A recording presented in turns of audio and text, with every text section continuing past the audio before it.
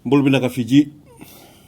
Today we have decided to do a press announcement, partly because some of us do need to get to have an early night tonight, and also we are aware that there's still quite a little bit of work for us to do tomorrow. After another 2,206 tests, we have no new cases of COVID-19 to confirm. There are currently 37 active COVID-19 cases in the country. None of them have a severe illness. Our contact tracers have spent the last 24 hours working through travel histories of our 7 cases that we announced yesterday.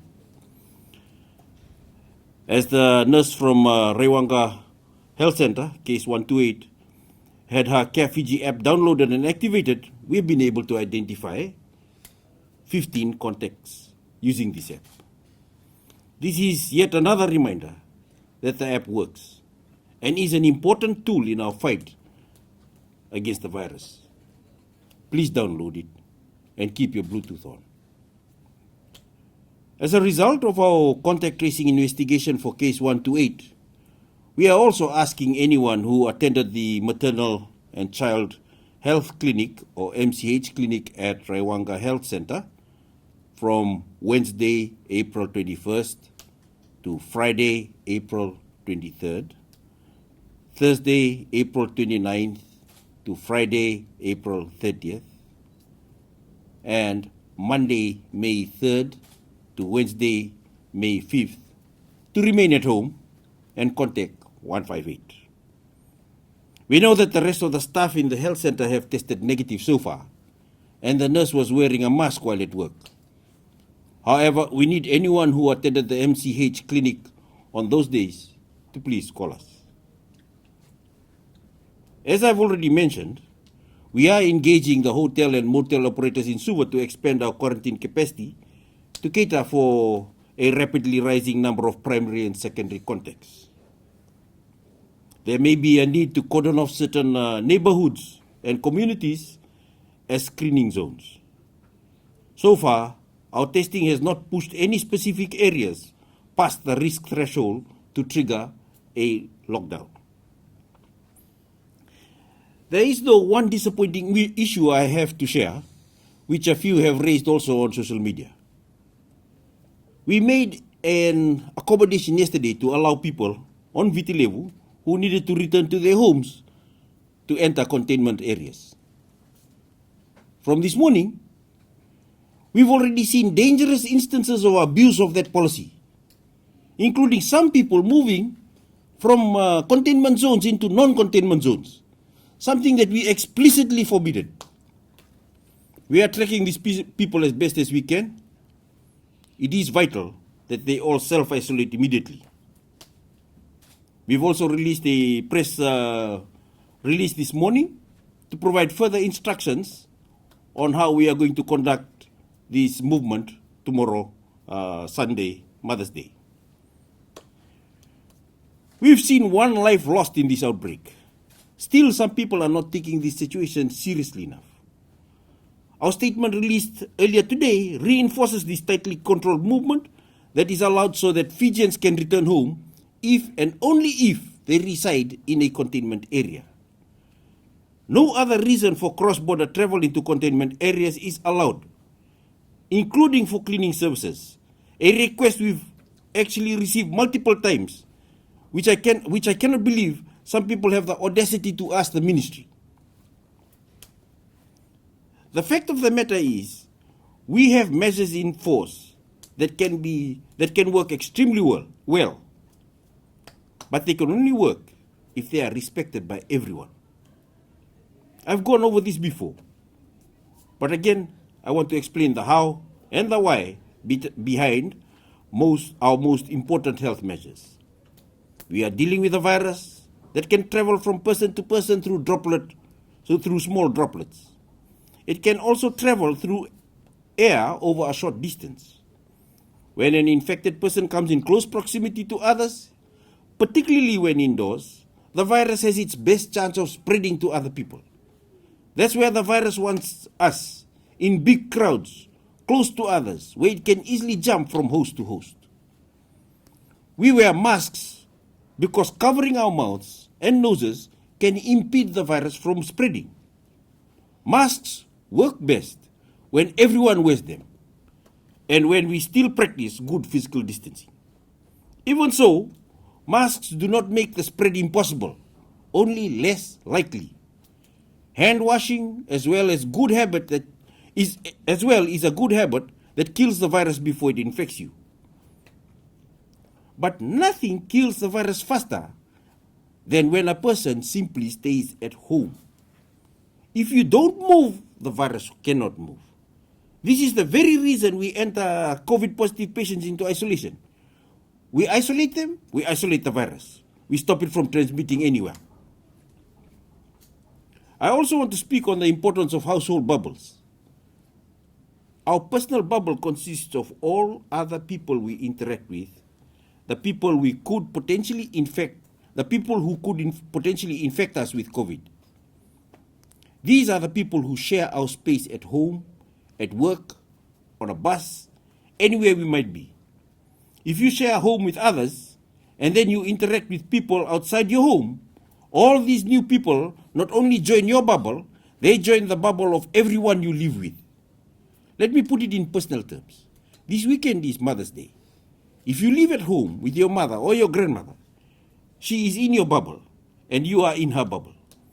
If you leave the house to see friends, all these people you see and speak with add to your bubble, making it bigger.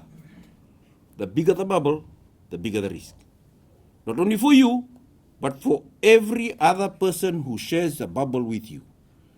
So when you come back home after meeting with friends and you interact with your mother or your grandmother again, her bubble too gets bigger. Her risk of infection increases because essentially you are bringing all those people you saw back home with you. Because even if one of your friends pass the virus to you, you can pass it to your mother or grandmother, someone who is vulnerable. There are many thoughtless ways this virus can spread to us. A shared cigarette, a short session of grog, a quick kiss, a short hug, even a handshake. All these are opportunities for COVID to spread to more of us, infect more of us, fill our ICUs with ill patients. The more of us adhere to our restrictions and respect our measures, the more lives we will save.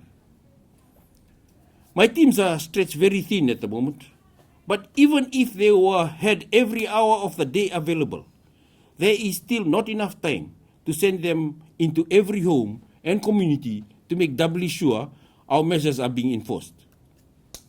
We are giving you, the members of the public, the information about how this virus spreads. We are telling you what each of you can do to stop it. That knowledge is our advantage, and God has given us each a good sense to put that knowledge into practice. These good choices rest with you. I wish every mother in Fiji a very happy Mother's Day. We have to keep our moms safe by staying home. If you do not live with your mother, please do not add to her bubble by traveling to see her. Call instead. I know it will not be easy for some families who are apart due to our COVID restriction. But I promise you that sacrifice today will allow us all to be together again, in good health, in good spirits, once our victory over this outbreak is secured. Thank you.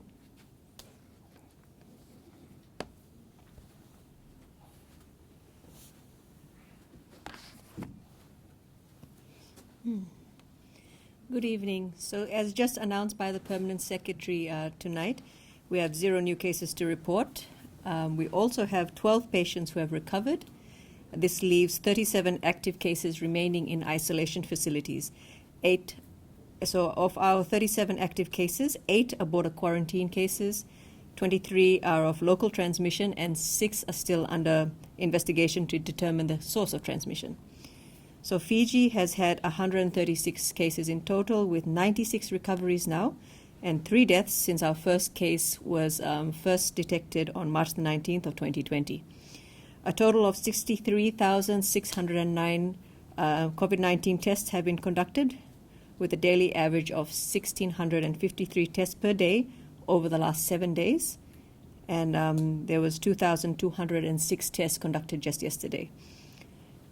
Our overall test positivity is 0.2%, and our daily 7-day average daily test positivity is 0.2%. Thank you.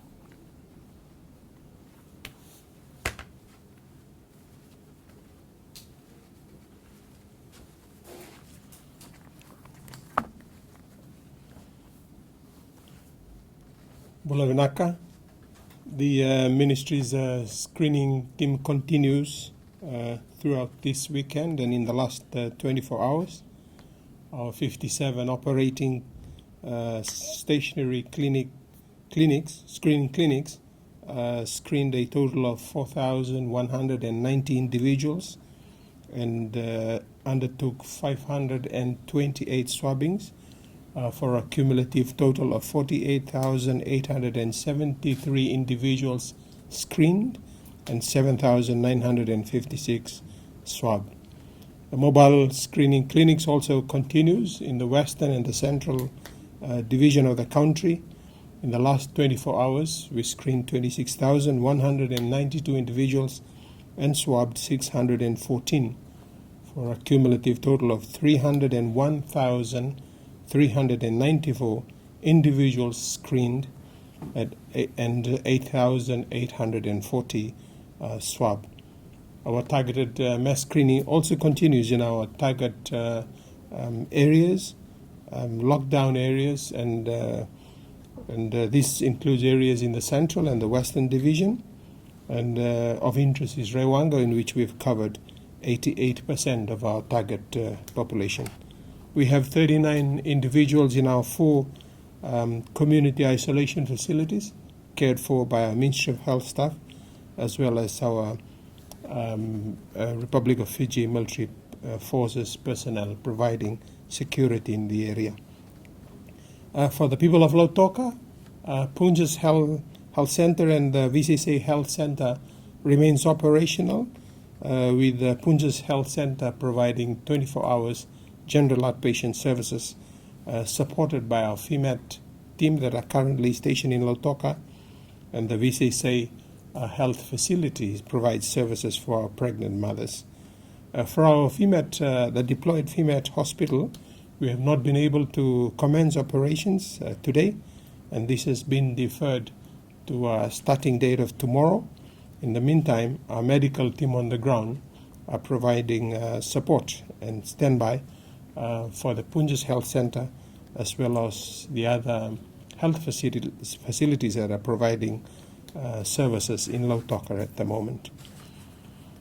In regards to the breach of the travel allowances that have been made for Fijians this weekend, as stated by our Permanent Secretary, the Ministry of Commerce, Trade, Tourism and Transport has organized and put together a program for the traveling public for tomorrow between the containment areas in the Central Division and in the Western Division. This is going to be published in the Ministry's web page as well as the government web page, and importantly, it has some requirements and criteria that needs to be fulfilled for those Fijians who wish to board this bus to travel from the containment area in the Central Division to the west and vice versa. And I'll just give a few of the requirements, but you can also access the full document and information on the website. For example, the driver and passengers must wear masks at all time during the journey. So for passengers who are planning to go on these buses tomorrow, please bring along and wear your mask at all times. The buses will operate on only 50% capacity, allowing for physical distancing, and also there will be a limitation of movement in the bus. The bus and the bus driver and passengers are expected to have downloaded and have Carefree app switched on for the whole duration of the bus journey, and this will obviously be checked prior to you boarding the bus. The bus companies are expected to maintain a passenger list, and this will include contact tracing numbers, as well as mobile numbers, and also where possible, a police officer will be boarding the bus or accompanying the bus for the whole of the journey to ensure that there is no unapproved or unauthorized stop along the way, and in particular in areas that are outside the containment area. On the return trip, the buses are allowed to pick up passengers on the way back from one containment area to another. So, for example, if the bus is coming from Suva to Lautoka, the bus takes passengers from Suva, drops them in Lautoka or Nandi, and on the way back can pick passengers from Nandi and Lautoka and drop them in Lami or in Suva. And again, this will be published in the website. You can access to know the exact time and the movement of the buses and the name of the company and the times the buses are leaving from the bus station.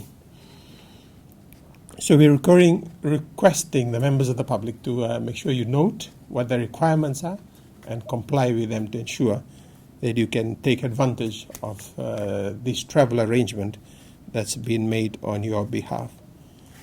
For individuals who've moved today, as stated by PS, particularly from the containment area to the non-containment area, which was not what was intended for this travel allowance, we are asking you, we are pleading with you to undertake the 14 days self-isolation in your homes to make sure that you are protecting your family, your community, and indeed all of us.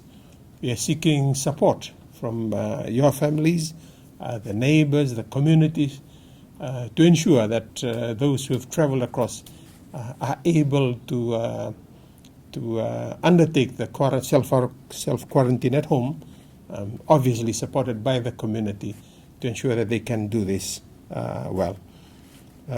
Thank you very much. Have a blessed weekend and happy Mother's Day to all the mothers of Fiji. Naka.